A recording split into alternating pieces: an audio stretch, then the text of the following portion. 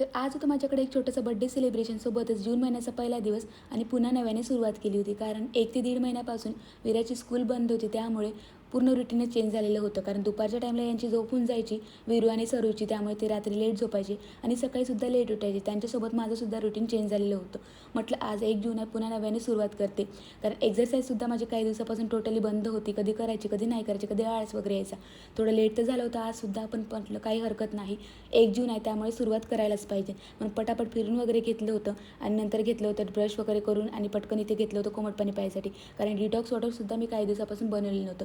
आता इकडं माझं तर रुटीन झालेलं होतं, पण माझा बकासूर 8 वाजून गेले होते, पण अजूनपर्यंत उठायचं काही नावच नव्हतं घेऊन राहिला.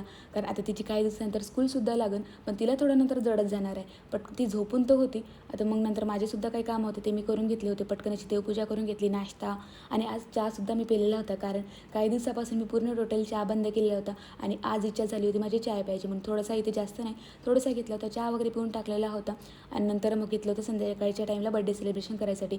छान ताट वगैरे सजून घेतलं होतं आणि नंतर घेतलं होतं केक ओपनिंग करायसाठी. सरूला माझ्यापेक्षा जास्त खुशी तिलाच होती.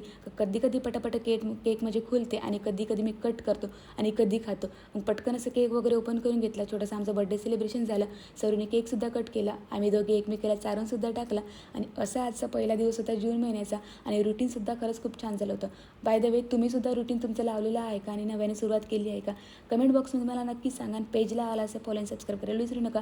आजच्यासाठी इतकंच. भेटूया नेक्स्ट ब्लॉगमध्ये. तोपर्यंत बाय.